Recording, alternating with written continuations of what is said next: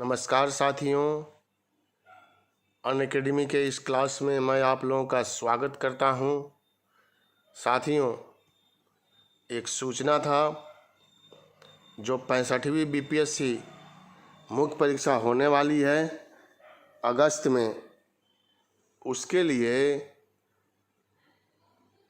3 जुलाई से बैच जो है वह शुरू हो रहा है। टारगेट बैच है यह, जैसे यहाँ लिखा हुआ है, Prakhar BPSC crash course on 65 BPSC mains. 3 जुलाई से शुरू होने वाले इस कोर्स में 65वें बीपीएससी मेंस परीक्षा का पूरा सिलेबस 6 एक्सपर्ट शिक्षकों द्वारा कवर किया जाएगा, वह भी लाइव क्लासेज में कवर किया जाएगा। तो यह अनअकैडमी के द्वारा शुरू किया जा रहा है और इसमें यहाँ पर रजिस्टर करने के लिए, कोर्स पढ़ने के लिए यहाँ पर लिंक जो है वह दिया हुआ है। आप देख रहे हैं आप लोगों के सामने, यह कोर्स पढ़ने के लिए यहाँ रजिस्टर आप कर सकते हैं लॉगिन करके। और नीचे लिखा हुआ है कोर्स के टॉपिक्स और पाठ्यक्रम जैसी सारी जानकारी यहाँ देखें। तो यहाँ पर आप लॉगिन कर सकते हैं, यह लिंक दिया हुआ है रजिस्टर करने के लिए यह, और सारी जानकारी के लिए यह है। अब इसी में अनअकैडमी ऐप डाउनलोड करने के लिए यह लिंक को क्लिक करें। अगर आप अनअकैडमी के बारे में और भी सारी जानकारी पाना चाहते हैं तो यहाँ पर जो है वह दिया गया है, इस लिंक को आप जो है वह क्लिक करें। तो यह एक संक्षिप्त जानकारी थी। एक्सपर्ट लोगों की टीम है और वह कोर्स को कंप्लीट कराएंगे, वो भी लाइव क्लासेस के माध्यम से। इसका आप लाभ लीजिए। कम समय में अगर आपकी तैयारी हो जाती है, जो लोग किए हैं वो लोग भी इसको रिवीजन के रूप में कर सकते हैं। और इसके बाद हम लोग प्रैक्टिस सेट देखेंगे साथियों, जिसमें 1 से लेकर 50 तक क्वेश्चन होगा। यह 66वीं बीपीएससी के लिए हम लोग जो चला रहे हैं वह है, और उसको आप लोगों को बनाना है। साथियों, अब मैं यहाँ पर एक और प्रैक्टिस सेट लेकर के आया हूँ, और चैप्टर के साथ साथ यह भी ज़रूरी है। और इसमें 1 से लेकर के, जैसे मैंने पहले कहा, 50 तक क्वेश्चन है और आप लोगों को बनाना है। स्वयं को जांचना है कि आपकी तैयारी जो है, उस तैयारी का लेवल कहाँ तक पहुँचा, पहले से बढ़ रहा है कि स्थिर है। जिस भाग से या जिस विषय से अगर आपको कमज़ोर लग रहा है कि यहाँ पर मेरी कमज़ोरी है और यहाँ मैं पिछड़ रहा हूँ, तो वहाँ आपको ज़्यादा ध्यान देना है। और जिसमें आप अच्छा कर रहे हैं वह तो आपको अच्छा होगा ही।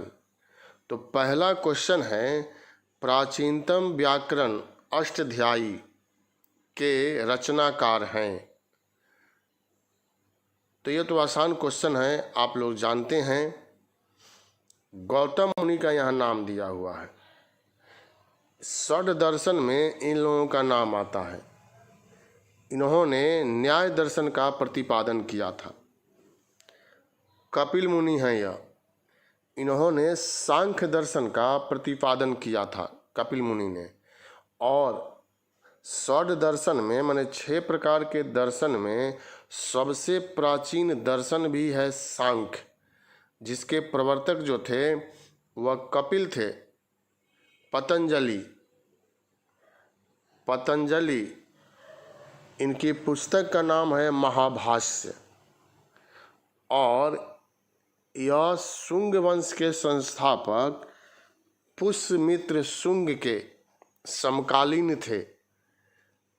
हम लोग जानते हैं कि पुष्यमित्र शुंग ने जो अश्वमेध यज्ञ किया था, उसमें पुरोहित भी पतंजलि ही थे। तो इस पुस्तक के लेखक कौन हो जाएंगे? पाणिनि। अष्टाध्यायी के रचनाकार पाणिनि थे। यह 600 ईसा पूर्व की रचना है।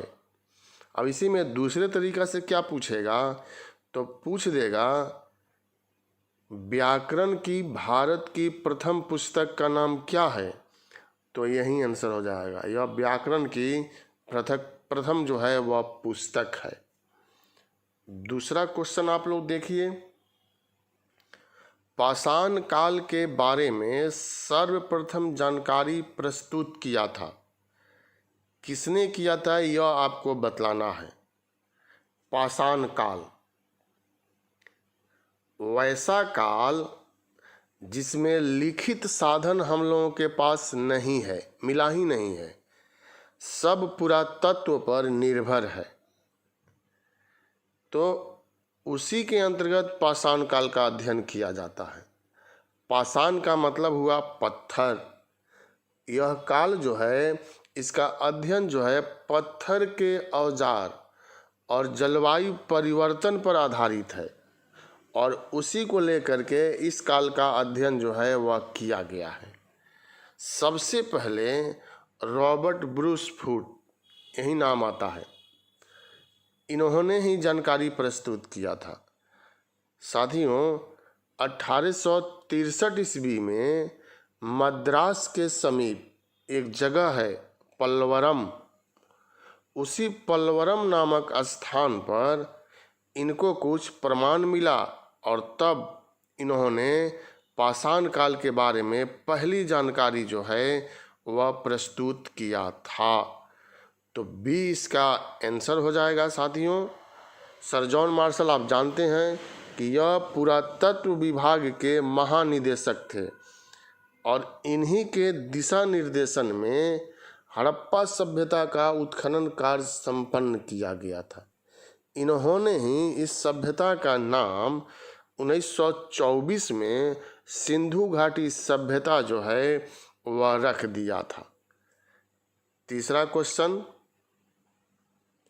सिंधु घाटी सभ्यता की लिपि थी ब्राह्मी, द्रविड़ियन, हड़प्पा, अभी तक सही पहचान नहीं हो पाई है। तो सिंधु घाटी सभ्यता की लिपि, यह लिपि जो है दाएं से बाएं और बाएं से दाएं लिखा जाता है, और इस लिपि को ब्रुस्टोफेडन लिपि कहते हैं। इस लिपि को सांकेतिक लिपि भी कहते हैं, और इस लिपि को चित्रात्मक लिपि भी कहते हैं। तो कई नाम दिया हुआ है। अभी तक इस लिपि को पढ़ा नहीं गया है, तो यह हम लोगों का आंसर हो जाएगा डी। अभी तक सही पहचान नहीं हो पाई है। जैसे हम लोग पढ़ते हैं ना, वैसा काल जिसमें लिखित साधन मिला है, लेकिन उसका अर्थ अभी तक मालूम नहीं हो सका है, उस काल को आदि ऐतिहासिक काल कहते हैं। और आदि ऐतिहासिक काल का सर्वोत्तम उदाहरण है सिंधु घाटी सभ्यता। 4 नंबर क्वेश्चन देखिए, ऋग्वैदिक काल से प्रारंभ में निम्न में से किसे महत्वपूर्ण मूल्यवान संपत्ति समझा जाता था? ऋग्वैदिक काल वैसा काल जिसके बारे में ऋग्वेद से जानकारी मिलता हो, ऋग्वैदिक काल कहा गया है। और यह काल जो है 1500 ईसा पूर्व से लेकर के 1000 ईसा पूर्व तक माना जाता है। और इस काल में सबसे मूल्यवान तो गाय को सबसे मूल्यवान संपत्ति समझा गया है। गाय के लिए युद्ध होता था, गाय का धार्मिक कार्य में भी प्रयोग होता था, गाय का कृषि कार्य में भी प्रयोग किया जाता था। तो यही मूल्यवान है। वस्तु विनिमय में सबसे ज़्यादा उपयोग गाय का ही किया जाता था। तो इसीलिए बी जो है यहाँ पर आंसर हो जाएगा। 5 नंबर, दिलवाड़ा के जैन मंदिर का निर्माण किसने करवाया था? दिलवाड़ा का जैन मंदिर माउंट आबू के समीप है यह जैन मंदिर, और बीमल राय ने इसका निर्माण करवाया था। कभी कभी आपसे वंश न पूछ करके व्यक्ति पूछ देगा, तो व्यक्ति में भी आप याद कर लीजिए, बीमल राय ने दिलवाड़ा के जैन मंदिर का निर्माण जो है वह कराया था। और यहाँ विकल्प जो हो जाएगा चालुक्य या सोलंकी वंश का नाम है। कभी कभी दे देगा चालुक्य सोलंकी वंश, या करके नहीं देगा, तो वह भी सही है। चोल यहाँ दिया गया है। आप लोग जानते होंगे कि चोलों का स्थानीय स्वशासन के लिए इतिहास में नाम है, प्राचीन काल के इतिहास में। और इन लोगों के द्वारा बनवाया गया नटराज मंदिर भी विश्व प्रसिद्ध है, चंदेल। और यह यूनेस्को ने धरोहर सूची में इसको शामिल किया है, चंदेलों ने जिसका निर्माण कराया। और यह है खजुराहों का मंदिर जो विश्व प्रसिद्ध है। तो चंदेल शासकों के द्वारा इसका निर्माण जो है वह किया गया था। राष्ट्रकूटों का नाम इसमें आ रहा है, और इन लोगों ने दक्कन के क्षेत्र में एक से बढ़कर एक मंदिरों का निर्माण जो है वह कराया था। यहाँ आंसर जो है वह सी हो जाएगा। 6 नंबर क्वेश्चन, निम्नलिखित में से कौन सा प्राचीन भारतीय नगर 3 विद्वान संतों कपिल, गार्गी और मैत्रेयी का घर था? काशी, मिथिला, उज्जैन, पाटलिपुत्र। तो आपको बतलाना है। 6 नंबर, साथियों आप लोग पढ़े होंगे कि बृहदारण्यक उपनिषद में यह उल्लेख किया गया है कि राजा जनक के दरबार में गार्गी ने याज्ञवल्क ऋषि को शास्त्रार्थ में पराजित कर दिया था। तो वहाँ अगर आप थोड़ा सा ध्यान देंगे तो राजा जनक, तो जनक कहाँ के थे? तब मिथिला के थे, विदेह भी उनको कहते हैं हम लोग। तब बी जो है यहाँ पर आंसर हो जाएगा मिथिला। उज्जैनी आप लोग जानते हैं 16 महाजनपद में एक महाजनपद था अवंती, और उसी की राजधानी उज्जैनी। काशी कौशल प्रदेश की राजधानी के रूप में, ऐसे कौशल की राजधानी श्रावस्ती भी था, लेकिन काशी भी कुछ समय के लिए राजधानी था। और पाटलिपुत्र आप जानते हैं उदयन ने इसकी स्थापना कराया था, और यह मगध महाजनपद की राजधानी था। 7 नंबर क्वेश्चन है, सुमेल करना है यहाँ पर साथियों। 7 नंबर क्वेश्चन में जैसे सूची 1 में है प्रांत और सूची 2 में है राजधानी, अब मिलाना है आपको। जैसे उत्तरापद, तो उत्तरापद की राजधानी तक्षशिला, दक्षिणापद स्वर्णगिरी, कर्नाटक में है स्वर्णगिरी, तक्षशिला जो है वह पाकिस्तान में है। अवंती राष्ट्र अभी हम लोगों ने चर्चा किया उज्जैनी, और प्राची का पाटलिपुत्र या पूर्व प्रदेश भी इसको कहते हैं। तो सीधे सीधे है 1 2 3 4 ABCD, तो यही इसका आंसर हो जाएगा। अब इसका आंसर जो है यहाँ दिया हुआ है, कूट में आपको चुन लेना है। तो जैसे अभी मैंने कहा कि A का 1, B का 2, C का 3, D का 4, तो वह तो यहाँ यह आंसर हो जाएगा। तो आपको आंसर जो है यह देना है। तो साथियों इसका आंसर जो है वह आप लोग बना लिए होंगे, और A इसका आंसर जो है वह होगा। अब अगला क्वेश्चन आप देखिए 8 नंबर, भारत में सैनिक शासन सर्वप्रथम शुरू किया किसने किया था? वह आपको बतलाना है। तो सैनिक शासन सर्वप्रथम भारत में हिंद यूनानी, इंडो ग्रीक भी इनको कहते हैं, और इन लोगों से बहुत सारा प्रश्न और भी बन जाता है। जैसे इन लोगों ने, हिंद यूनानियों ने सर्वप्रथम सोने का सिक्का जारी किया था, स्वर्ण मुद्रा। हिंद यूनानियों ने सर्वप्रथम लेख युक्त सिक्का भी जारी किया था और हिंद यूनानियों ने सर्वप्रथम तिथि क्रम वाला सिक्का भी जारी किया था। तो यह सब प्रश्न भी इन्हीं लोगों से बनता है। ये इसका आंसर हो जाएगा। शकों में सबसे प्रसिद्ध शासक था रुद्रदामन, जिसके बारे में जूनागढ़ अभिलेख से जानकारी जो है वह प्राप्त होता है। कुषाण शासक में सबसे प्रसिद्ध था कनिष्क, जिसने 78 ईस्वी में शक संवत को प्रारंभ किया था और इसी के समय में चौथी बौद्ध संगीति का आयोजन भी किया गया था। पहलव वंश से एक ही क्वेश्चन बनता है, किसी भी परीक्षा में आप बैठेंगे तो किसके समय में प्रथम ईसाई यात्री सेंट टॉमस ने भारत की यात्रा किया था, तो यही पूछा जाता है। तो पहलव वंश का शासक जो था वह गोंडोफर्निस था। गोंडोफर्निस के समय में पहली बार ईसाई धर्म प्रचारक भारत आया था। तो यही 8 नंबर का। अब 9 नंबर क्वेश्चन देखिए, किसने रैयत ए आला की उपाधि धारण किया था? आपको यहाँ बतलाना है रैयत ए आला एक उपाधि है, आप लोग पढ़े हैं, हजरत ए आला। शेरशाह ने उस उपाधि को धारण किया था। यहाँ पूछा जा रहा है रैयत ए आला, खिज्र खां।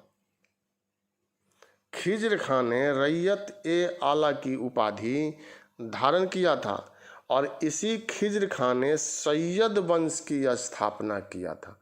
देखिए नाम से मिलता जुलता नहीं है, सैयद वंश और खिज्र खां, इसलिए संस्थापक पूछा जाता है। तो याद रखिएगा, सैयद वंश का संस्थापक जो था वह खिज्र खां था। मुबारक शाह इसी वंश का शासक है और मुबारक शाह ने मुबारकाबाद नामक नगर का निर्माण कराया था। तारीख ए मुबारक शाही एक पुस्तक है जिसका नाम है तारीख ए मुबारक शाही और इसके लेखक थे याहिया बिन अहमद सरहिंदी। याहिया बिन अहमद सरहिंदी जो इसी मुबारक शाह के दरबार में रहते थे और इसी पुस्तक से तारीख मुबारक शाही से ही सैयद वंश के बारे में महत्वपूर्ण जानकारी प्राप्त हो जाता है। अब यहाँ सूची वाला प्रश्न आ गया कि सूची 1 को सूची 2 से आप मिलाएं। दीवाने अर्ज, साथियों दीवाने अर्ज जो है वह सैन्य विभाग से संबंधित है और 4 हो जाएगा, ए का 4। दीवाने रिसालत, दीवाने रिसालत जो है, दीवाने वजारत, दीवाने रसालत, दीवाने इंसा। तो दीवाने वजारत वित्त विभाग से है या वित्तीय, दीवाने रिसालत सरकारी पत्र व्यवहार से है, दीवाने इंसा धार्मिक से है। तो यहाँ अब आपको देखना है कूट में कि ए का 4, बी का 1, सी का 2 और डी का 3।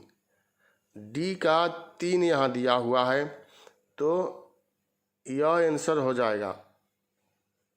आप इसी तरह से मिला करके देख लीजिएगा। तो साथियों ए का 4, बी का 1, सी का 2 और डी का 3। अब हम लोग आगे बढ़ते हैं। 11 नंबर क्वेश्चन, चित्तौड़ का कृति स्तंभ निर्मित हुआ था शासन काल में, मतलब किसके शासन काल में? यह बार बार पूछा जाता है। कृति स्तंभ विजय स्तंभ भी इसको कहते हैं। और इसका आंसर जो हो जाएगा वह राणा कुंभा हो जाएगा। राणा कुंभा ने कृति स्तंभ का निर्माण जो है चित्तौड़ में कराया था। इनकी राजधानी भी चित्तौड़ था, मेवाड़ की राजधानी चित्तौड़, और यह लोग मेवाड़ के शासक थे। सभी राजपूत घरानों में यह मेवाड़ के शासक झुकने वाले नहीं थे। यहाँ राणा रतन सिंह का नाम दिया हुआ है।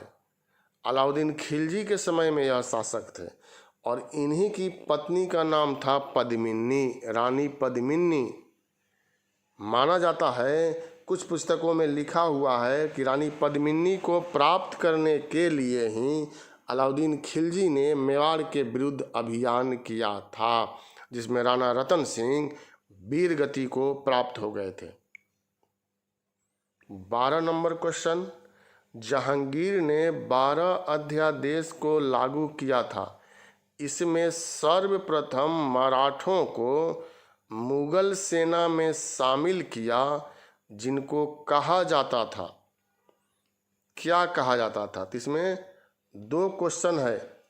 मैं कोशिश करता हूं कि एक ही में 2-2, 3-3 क्वेश्चन हो जाए।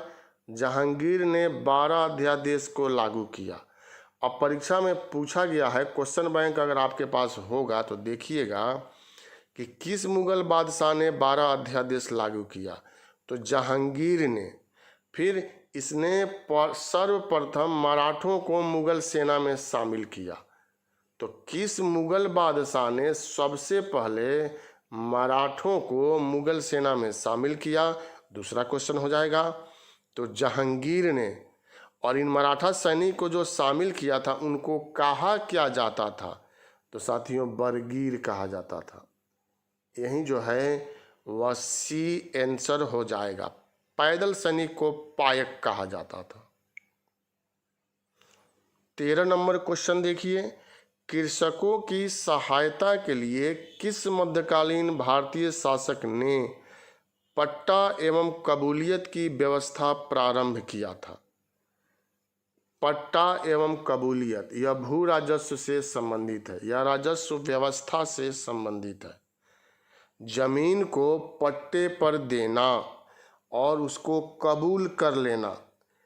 लकड़ी का तख्ता होता था जिसको पट्टा कहते हैं, उस पर लिखा जाता था, और जो व्यक्ति उसको कबूल करता था तो उससे संबंधित नियम कानून जो भी होता था वह लिख लिया जाता था। इसी को पट्टा एवं कबूलियत कहते हैं, या कबूलियत एवं पट्टा कहते हैं। और इसकी शुरुआत जो है शेरशाह के द्वारा किया गया था। शेरशाह, आप जानते हैं कि शेरशाह को अकबर का पथ प्रदर्शक कहा गया है और बिहार के यह महत्वपूर्ण शासक के रूप में स्थापित थे। और इन्होंने पाटलिपुत्र को पटना के नाम से स्थापित किया था। अलाउद्दीन खिलजी, खिलजी वंश का सबसे महत्वपूर्ण शासक था। इसने अलाई दरवाजा का निर्माण कराया था। सिकंदर सानी की उपाधि धारण किया था। बाजार नियंत्रण व्यवस्था को लागू किया था। हुमायूं बाबर के पुत्र थे और इन्हीं को शेरशाह ने पराजित किया था। 15 वर्षों तक इनको भारत से बाहर रहना पड़ा था। मोहम्मद बिन तुगलक, तुगलक वंश का शासक, जिसको पागल सुल्तान के नाम से भी संबोधित किया जाता है। 14 नंबर क्वेश्चन है, यह भी सुमेल करना है सूची 1 को सूची 2 से। कुछ यहाँ स्मारक दिया हुआ है और इसके निर्माता कौन थे वह आपको मिलाना है। जैसे ए में है अलाई दरवाज़ा, यह तो अलाउद्दीन खिलजी इसका निर्माण कराया था। बुलंद दरवाज़ा फतेहपुर सीकरी तो अकबर ने कराया था। मोती मस्जिद यहाँ 2 है, इसी में फंसने की ज़रूरत है लेकिन फंसना नहीं है, गलती नहीं करना है। आगरा का मोती मस्जिद शाहजहाँ और दिल्ली का मोती मस्जिद औरंगजेब। तो लगातार है 1 2 3 4 ABCD। मोती मस्जिद, इसके बारे में पर्सी ब्राउन का कथन है, आगरा के मोती मस्जिद, कि यह मुगल वास्तुकला की सर्वश्रेष्ठ कृति है। वह ताजमहल को सर्वश्रेष्ठ नहीं मानते हैं, उनका अपना नज़रिया है, तो वह आगरा के मोती मस्जिद को कहते हैं। तो 1 2 3 4 जिस में होगा वही आंसर हो जाएगा। तो यहाँ आप देख रहे हैं 1 2 3 4 सी में दिया हुआ है, तो इसका सी जो है वह आंसर हो जाएगा। अब आगे बढ़ते हैं। 15 नंबर क्वेश्चन देखिए, निम्नलिखित कथनों में से कौन सा एक सही है? सही बतलाना है। आधुनिक कोच्चि भारत की स्वतंत्रता तक डच उपनिवेश था, तो यह सही नहीं है। डचों ने पुर्तगालियों को पराजित किया और आधुनिक कोच्चि में उन्होंने फोर्ट विलियम्स का निर्माण कराया, तो यह सही है। अब देखते हैं कि और भी सही है क्या। आधुनिक कोच्चि पहले डच उपनिवेश था जिस पर बाद में पुर्तगालियों का अधिकार हो गया, तो यह भी सही नहीं है। आधुनिक कोच्चि कभी भी ब्रिटिश उपनिवेश का भाग नहीं था, तो यह कथन भी सही नहीं है। मतलब बी जो है हम लोगों का आंसर हो जाएगा। 16 नंबर क्वेश्चन देखिए, 1802 की वसीन की संधि पर हस्ताक्षर किसके मध्य हुए थे? इसको वेसिन का संधि भी कहते हैं। और जवाब देना है हम लोगों को 16 नंबर का, तो मराठा और अंग्रेज के बीच हुआ था। तो इसमें अंग्रेज का दो नाम है, अंग्रेज तथा बाजीराव प्रथम, अंग्रेज तथा बाजीराव द्वितीय। तो साथियों यहाँ दूसरा आंसर हो जाएगा बाजीराव द्वितीय। बाजीराव द्वितीय अंतिम पेशवा थे और इन्होंने अंग्रेजों के शरण में जा कर के वेसिन की संधि किया था, और यह संधि जो है द्वितीय आंग्ल मराठा युद्ध का कारण भी बन गया था। तो यही हम लोगों का आंसर हो जाएगा। इसके बाद 17 नंबर क्वेश्चन देखिए, कूका आंदोलन को किसने संगठित किया? कूका, कोयल की कूक आप लोग समझते होंगे। तो यह आंदोलन जब शुरू किया गया था तो इसके अनुयायी जो थे कोयल की आवाज़ निकाल करके सांकेतिक भाषा में संकेत करते थे, इसीलिए कूका आंदोलन इसका नाम पड़ गया। और यह पंजाब के क्षेत्र में संचालित किया गया था। और आंसर इसमें हो जाएगा गुरु राम सिंह, सी। किसने संगठित किया? तो विकल्प के अनुसार सी जो है इसका आंसर हो जाएगा। लेकिन अगर भगत जवाहरमल रहेगा, भगत जवाहरमल, तो भगत जवाहरमल आंसर देना है। कूका आंदोलन के प्रवर्तक भगत जवाहरमल और बाबा राम सिंह थे, या गुरु राम सिंह भी कहते हैं। तो चूंकि इसमें जवाहरमल का नाम नहीं है, राम सिंह का है, तो यही हम लोगों का आंसर हो जाएगा। और गुरु रामदास के बारे में तो आप लोग जानते होंगे, यह सिख धर्म के चौथे गुरु थे जिन्होंने अमृतसर की स्थापना साथियों किया था। गुरु नानक देव के बारे में विश्वविख्यात है, सब लोग जानते हैं कि यह सिख धर्म के प्रवर्तक थे और प्रथम गुरु थे। लंगर और संगत और पंगत, जिसको लंगर और धर्मशाला भी कहते हैं, इस व्यवस्था की शुरुआत गुरु नानक देव के द्वारा किया गया था। अंतिम गुरु गुरु गोविंद सिंह थे जिन्होंने खालसा की स्थापना जो है 1699 में किया था। 18 नंबर क्वेश्चन है, निम्न अखबारों में से कौन सा मुख्यतः उदारवादियों की नीतियों का प्रचारक था? यह आपको जवाब देना। 18 नंबर क्वेश्चन एनसीईआरटी में यह है, एनसीईआरटी का यह क्वेश्चन है। तो देखिए 18 नंबर क्वेश्चन का आंसर जो है वह उदारवादी यहाँ कहा जा रहा है, तो इसको ध्यान देना है। तो लीडर हो जाएगा, लीडर, यही उदारवादियों का। लीडर समाचार पत्र के माध्यम से उदारवादी अपनी नीति का प्रचार प्रसार करते थे। फ्री प्रेस जनरल एक न्यूज एजेंसी थी, यह न्यूज एजेंसी है। यंग इंडिया की स्थापना एनी बेसेंट ने किया था। तो बी जो है न्यू इंडिया की, साथियों यंग इंडिया नहीं, यंग इंडिया तो गांधी जी का, यंग इंडिया गांधी जी का, न्यू इंडिया जो है वह एनी बेसेंट का है, ए। इसमें आंसर हम लोगों का बी हो जाएगा। 19 नंबर क्वेश्चन, 1943 में आज़ाद हिंद फौज अस्तित्व में आई। Japan, Burma, Malaya, Singapore. यह 43 दिया जा रहा है, बार बार कन्फ्यूजन में पढ़ करके हम आप गलती कर देते हैं, तो गलती नहीं करना है, गलती कभी नहीं करना है। 21 अक्टूबर 1943 को सुभाष चंद्र बोस ने स्वतंत्र भारत की अंतिम सरकार की गठन किया और आज़ाद हिंद फौज का पुनर्निर्माण किया, और यह सब 1943 में सिंगापुर में हुआ। तो आंसर जो है वह सी हो जाएगा। देखिए, दो तरह से पूछा जाता है क्वेश्चन, मैं बार बार जब भी पढ़ाता हूँ तो बोलता हूँ कि आज़ाद हिंद फौज की स्थापना तो कैप्टन मोहन सिंह नाम आएगा। आज़ाद हिंद फौज की स्थापना 1942 में किसने, 1942 देगा तो कैप्टन मोहन सिंह, उन्हीं के दिमाग में यह आया था सबसे पहले।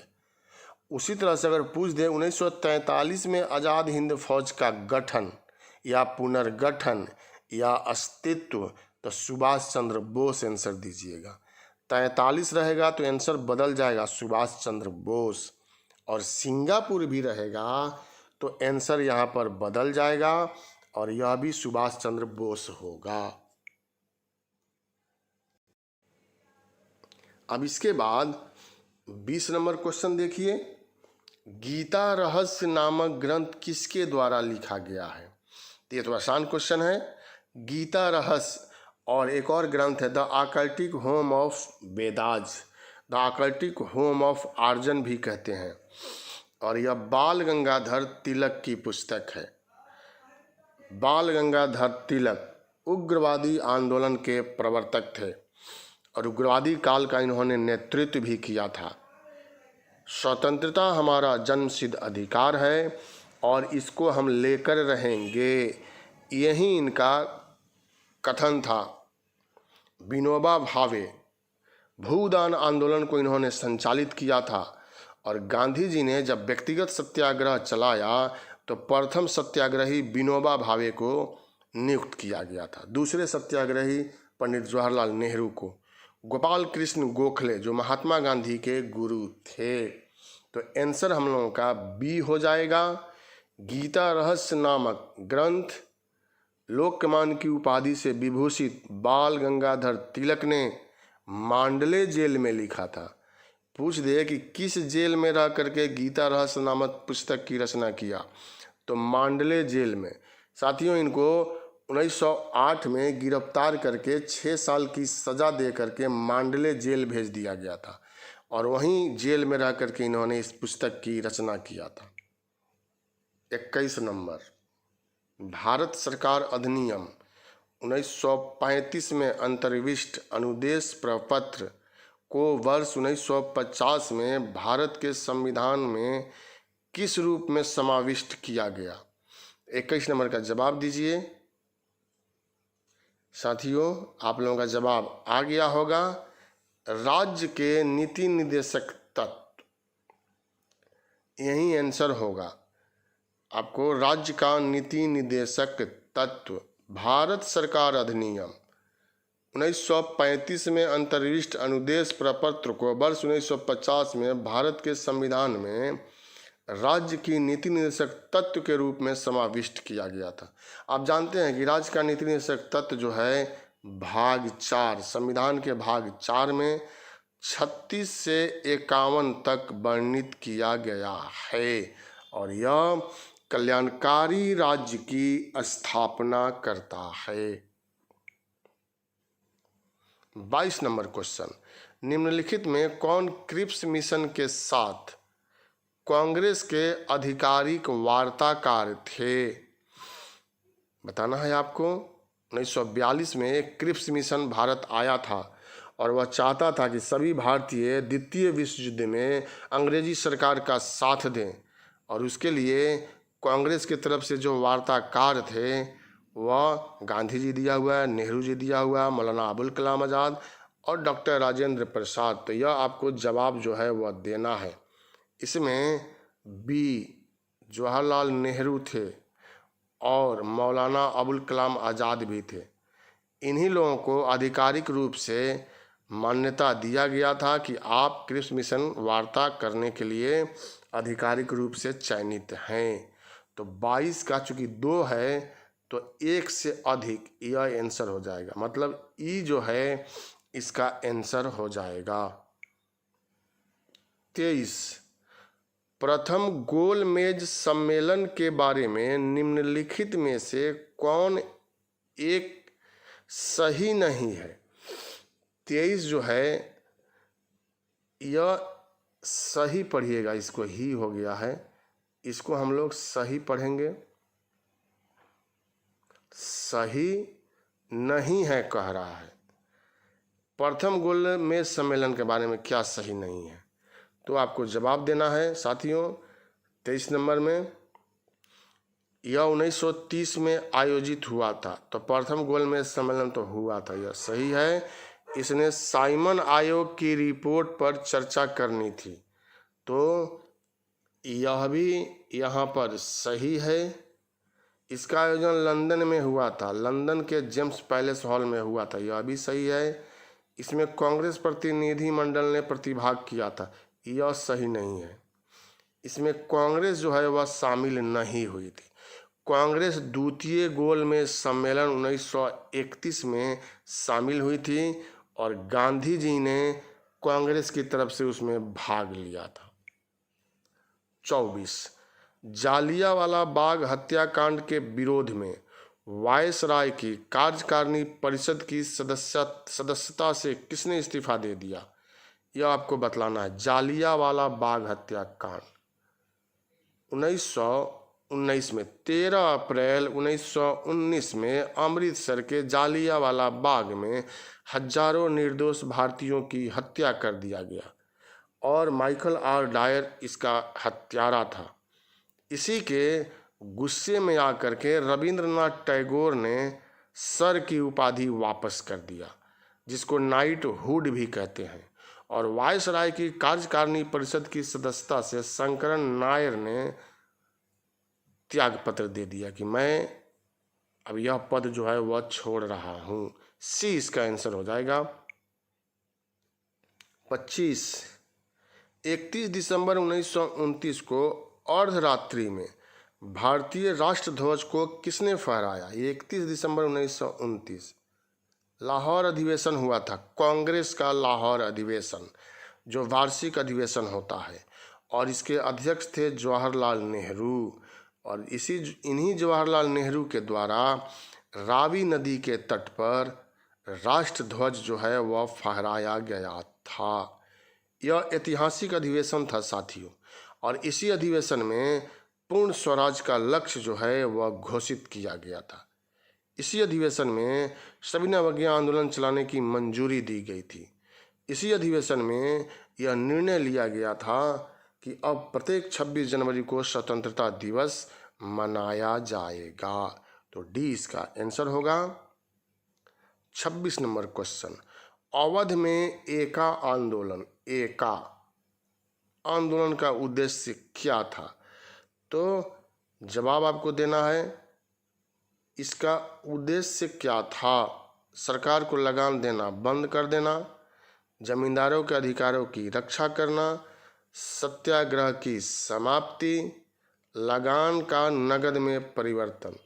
देखिए इसमें यह भी पूछा जाता है कि एका आंदोलन का नेतृत्व किसने किया, तो मदार पासी ने किया था। एका आंदोलन का नेतृत्व पिछड़ी जाति के मदार पासी ने किया था। इस आंदोलन में जिसकी गतिविधि के मुख्य केंद्र हरदोई, बहराइच, सीतापुर और बाराबंकी था।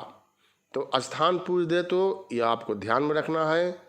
किसानों की मुख्य शिकायतें लगान में बढ़ोतरी और उपज के रूप में लगान वसूल करने की प्रथा को लेकर के था।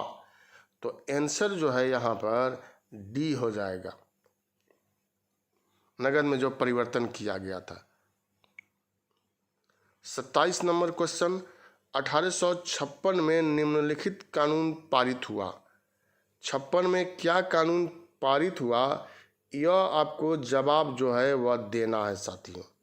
और यहाँ कोड दिया गया है, उसके अंतर्गत आपको आंसर देना है। जैसे धार्मिक असुविधा कानून, तो 1856 में यह पारित किया गया था। सती प्रथा निषेध रेगुलेशन, यह 1929 में आया था। लॉर्ड विलियम बेंटिक ने सती प्रथा को निषेध किया था।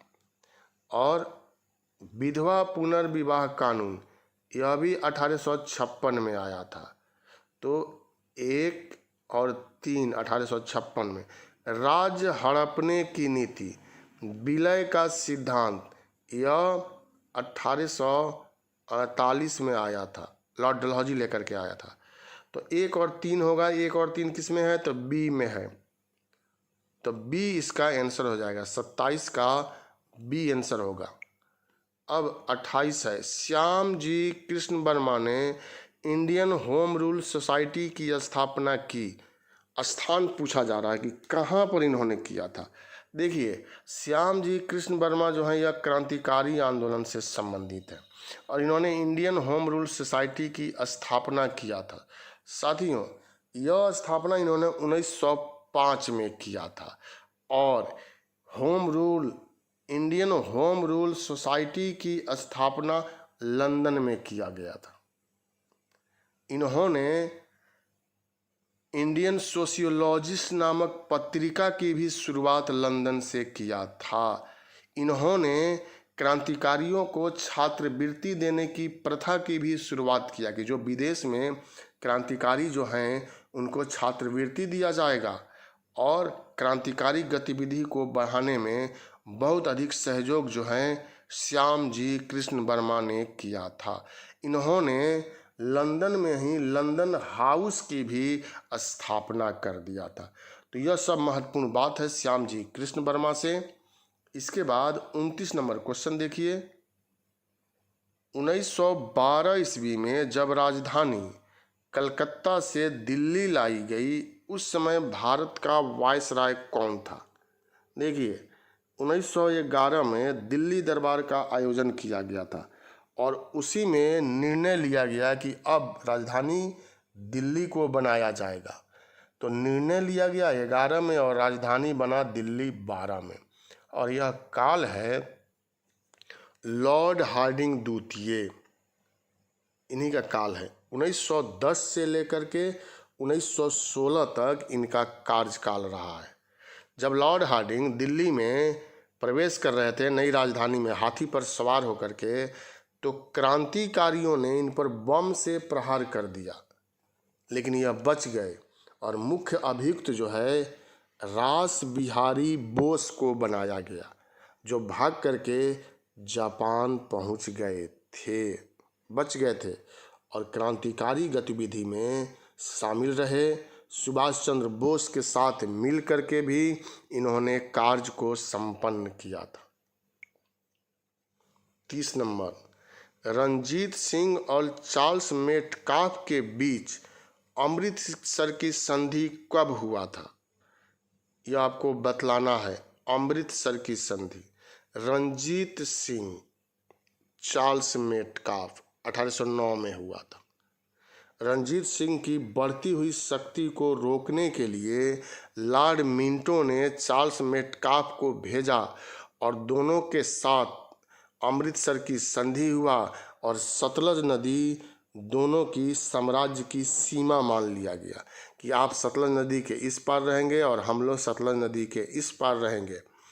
यही संधि को हम लोग अमृतसर की संधि जो कहते हैं और यह 1809 में हुआ था। 31 नंबर क्वेश्चन, निम्न में से कौन फ्रांसीसी क्लब जैकोबिन का सदस्य बना था? जैकोबिन, तो साथियों हैदर अली और टीपू दोनों ही फ्रांस से प्रभावित थे, लेकिन इसका सदस्य कौन बना था? तो टीपू बना था, जो हैदर अली का पुत्र था। फ्रांसीसी राज्य क्रांति 1789 में हुआ था और 3 अमर संदेश उसका निकल करके सामने आया और उस स्वतंत्रता, समानता और विश्व बंधुत्व और उसी का प्रचार प्रसार करने के लिए जैकोबिन क्लब जो था वह विश्व के विभिन्न देशों में भ्रमण कर रहा था। और इसी भ्रमण के क्रम में यह जैकोबिन क्लब भारत आया था और टीपू सुल्तान इसका सदस्य बन गया था। टीपू सुल्तान ने अपनी राजधानी श्रीरंगपट्टनम में स्वतंत्रता का वृक्ष भी लगवाया था। 32 नंबर, कांग्रेस का प्रथम अधिवेशन बिहार में कहाँ हुआ? तो यह तो मैंने आप लोगों को पढ़ाया था, तो ये तो आप जवाब तुरंत देंगे। पटना, बांकीपुर, कहाँ हुआ था? बांकीपुर में। कांग्रेस का यह प्रथम अधिवेशन था और यह 1912 में हुआ था। R.N. माधोलकर इसके अध्यक्ष थे। साथियों, यह अधिवेशन काफ़ी महत्वपूर्ण था क्योंकि बिहार का यह पहला अधिवेशन था। 33 नंबर, हरिपुरा, जहां भारतीय राष्ट्रीय कांग्रेस का वार्षिक अधिवेशन 1938 में सुभाष चंद्र बोस की अध्यक्षता में हुआ था। यह निम्नांकित राज्य में है। राज्य पूछा जा रहा है कि यह किस राज्य में है, तो आप जवाब दीजिए।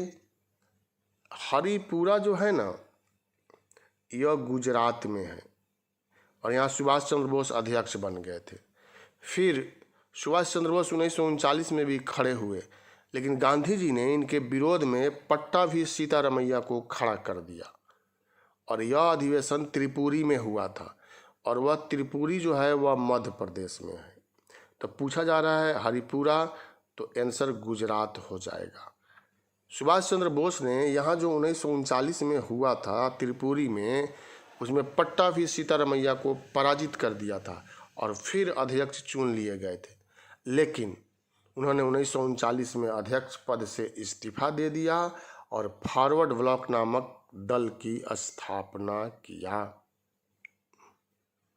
34, रविंद्रनाथ टैगोर द्वारा लिखित गीत जन गण मन सर्वप्रथम जनवरी 1912 में किस नाम से प्रकाशित हुआ?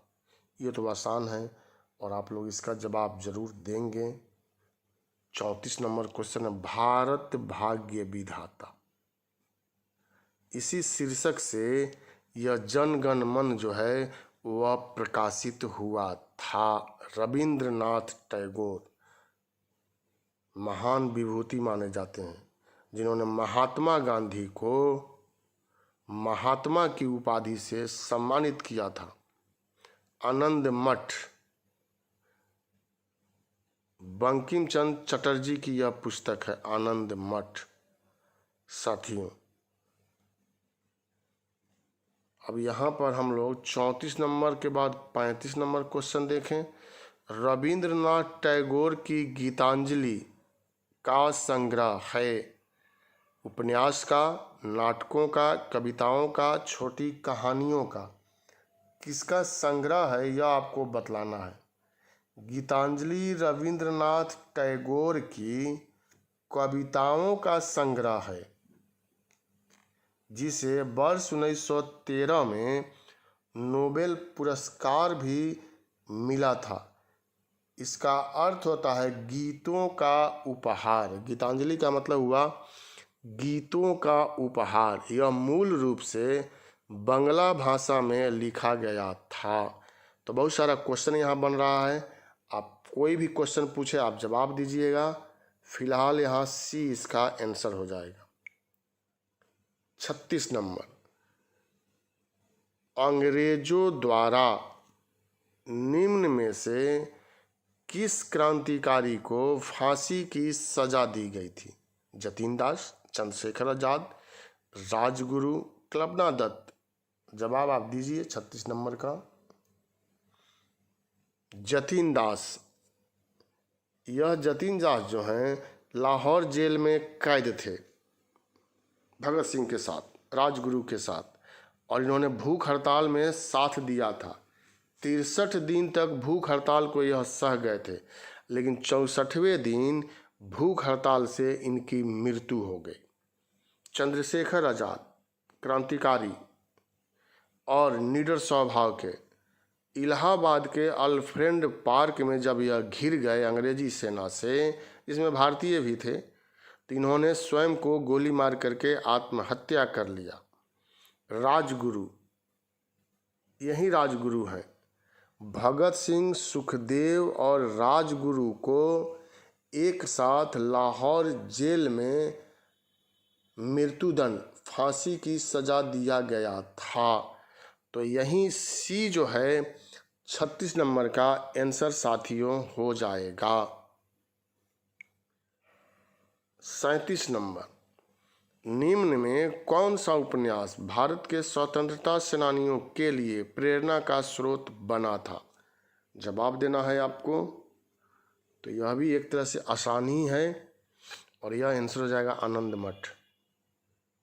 बंकिम चंद्र चटर्जी की यह पुस्तक है, यह नाटक ग्रंथ है साथियों, और इसी में वंदे मातरम, इसी पुस्तक से वंदे मातरम जो है लिया गया है, जो भारत का राष्ट्रीय गीत भी है।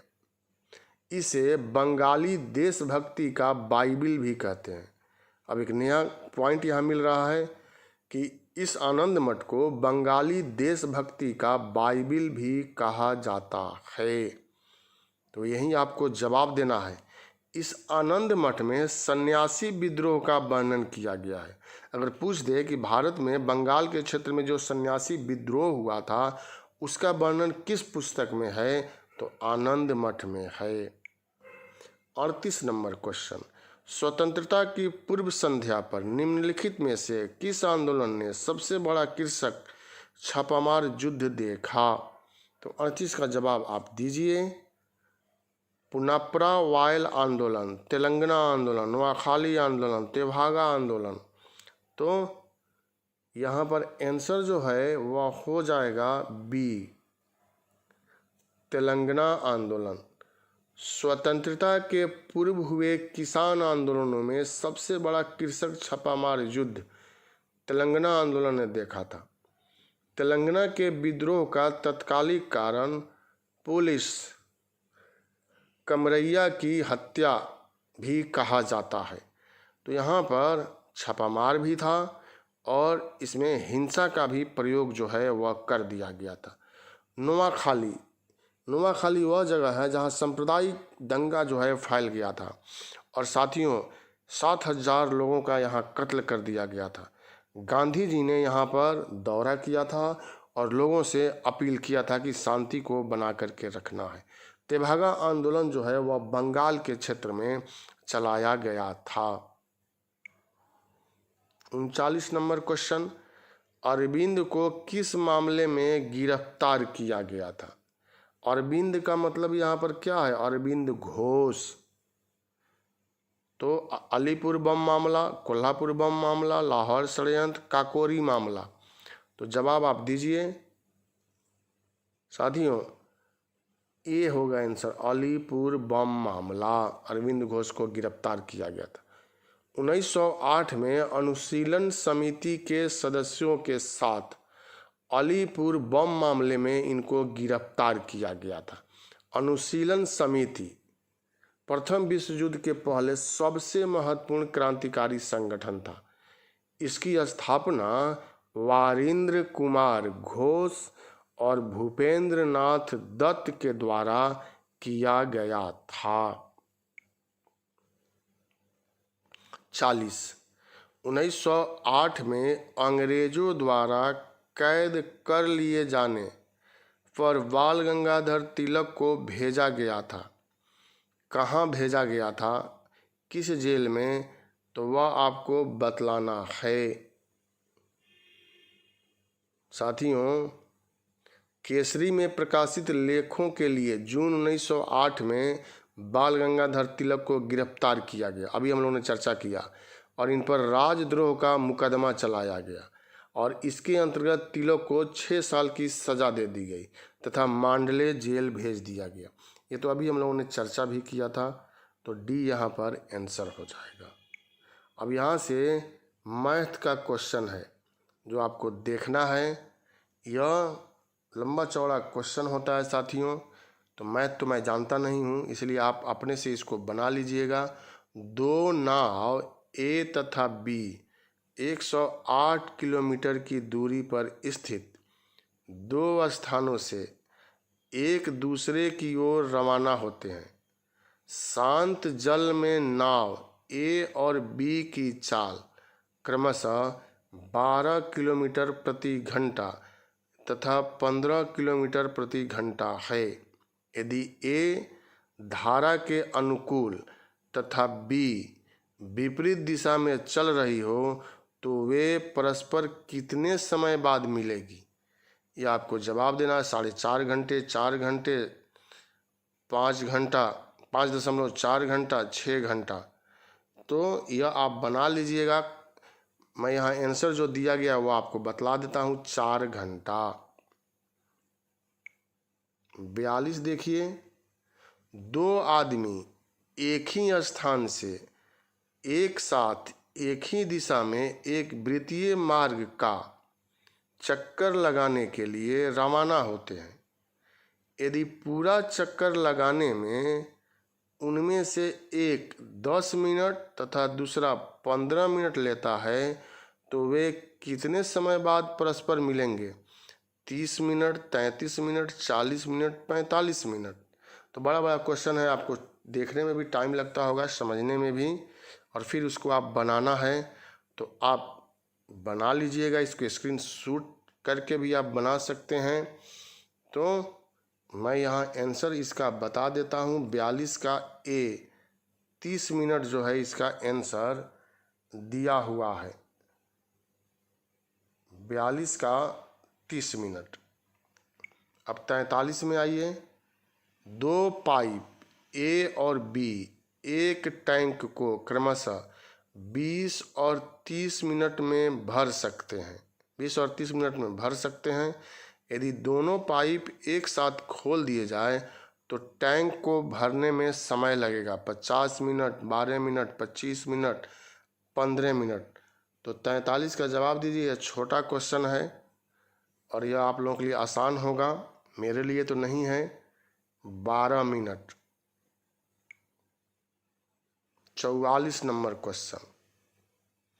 30% एल्कोहल सांद्रता वाले मिश्रण को 50% एल्कोहल सांद्रता वाले मिश्रण में किस अनुपात में मिलाया जाए ताकि 45% एल्कोहल सांद्रता वाला मिश्रण प्राप्त हो? 1:2, 1:3, 2:1, 3:1। अब इसका जवाब आप दीजिए 44 नंबर क्वेश्चन का, और इसका आंसर दिया हुआ है बी 1:3। तो 45 नंबर अब देखते हैं। ए एक काम को 18 दिन में पूरा कर सकता है और बी उसी काम को ए से आधे समय में पूरा कर सकता है, मतलब 9 दिन में। वे दोनों एक साथ मिलकर एक दिन में काम का कितना भाग पूरा कर सकते हैं? 1/6, 2/5, 1/9, 2/7। तो 45 का जवाब दीजिए कि कितना आंसर इसका होगा। तो साथियों 45 का आंसर जो है वह 1/6 यहाँ पर हो जाएगा ए। 46 नंबर क्वेश्चन है। साधारण ब्याज पर कोई राशि 6 वर्ष में 2 गुनी हो जाती है। वार्षिक ब्याज दर क्या है? 10%, 6.1/4%, 8%, 16%। तो 46 का जवाब आपको देना है और यह ब्याज से संबंधित क्वेश्चन है। आंसर इसका दिया हुआ 6.1/4%। आप बना करके देख लेंगे। 47 नंबर क्वेश्चन। यह तो सरलीकृत मान है। अब इसको सरल करना है, बनाना है, और इसका आंसर जो है ट्रिकी होता है, आप लोग जानते होंगे, जो बनाते हैं वह। तो आप इसका आंसर जो है वह बना कर निकाल लीजिएगा 47 नंबर का। और इसमें आंसर जो है वह बी 0 दिया हुआ है। 48 नंबर क्वेश्चन है, 5 वर्गों का परिमाप क्रमशः 24 सेंटीमीटर, 32 सेंटीमीटर, 40 सेंटीमीटर, 76 सेंटीमीटर और 80 सेंटीमीटर है। उस वर्ग का परिमाप जिसका क्षेत्रफल इन 5 वर्गों के क्षेत्रफलों के योग के बराबर है। अब इसमें वह योग क्या होगा वह आंसर बतलाना है। 31 सेंटीमीटर, 62 सेंटीमीटर, 124 सेंटीमीटर, 961 सेंटीमीटर। तो 48 नंबर का जवाब आप दीजिए। इसका आंसर दिया हुआ है सी 124 सेंटीमीटर 48 का। अब बना लीजिएगा, सी इसका आंसर दे दिया गया है। 49 नंबर क्वेश्चन है, यह मान निकालना है। तो यह भी ट्रिक पर ही बनता है। जो मैथ बनाते हैं वो लोग कहते हैं ऐसा, मैं तो इसको जानता नहीं हूँ। तो इसको आप बनाइए। 49 नंबर क्वेश्चन का आंसर जो है आपको देना है और इसका आंसर है 2√3। 49 का आंसर सी दिया हुआ है यही 2√3। अब अंतिम क्वेश्चन है 50। इसमें भी मान निकालना है। यदि a बराबर 16 तथा b बराबर 5 हो तो a² plus b² plus ab बटा a³ माइनस b³ का मान कितना होगा। यह भी ट्रिक ही है और इसका जवाब आप लोग निश्चित रूप से देंगे 50 नंबर का। और 50 नंबर क्वेश्चन का जवाब आप दीजिए। इसका आंसर दिया हुआ 1/11। तो यही क्वेश्चन हो गया साथियों। लास्ट में जो मैं कहता हूँ, मंजिल पाना है तो कदम बढ़ाना होगा। बहुत बहुत धन्यवाद आप लोगों का, थैंक यू। शेयर कीजिए, सब्सक्राइब कीजिए, लाइक कीजिए। अनअकैडमी में सब्सक्राइबर की संख्या को बढ़ा करके और द्रुत गति से आगे कर दीजिए। आप लोगों को बताया गया, पढ़ाया गया। बिहार का इतिहास मैंने समाप्त कर दिया और अब मैं भारत का इतिहास शुरू करूंगा। आप लोगों का साथ इसी तरह से मिलता रहना चाहिए। मैं भारत का इतिहास बहुत ही बेहतर तरीके से आप लोगों को पढ़ाऊंगा और आप चाहें तो उसका नोट्स भी बना सकते हैं। मैं कमेंट बॉक्स में आप दीजिए तो मैं थोड़ा स्लो बोल करके समझा करके लिखवा दूंगा, आपका नोट्स भी तैयार हो जाएगा साथियों। तो बहुत बहुत शुभकामना, बहुत बहुत धन्यवाद। यह लाइक का मैं फिर यहाँ दिखला रहा हूँ। लाइक तो बनता है कि नहीं। इसी के साथ आप लोगों के उज्जवल भविष्य के लिए मैं ईश्वर से कामना करता हूँ। मैं प्रहलाद प्रसाद गुप्ता बहुत बहुत धन्यवाद देता हूँ और बहुत बहुत शुभकामना।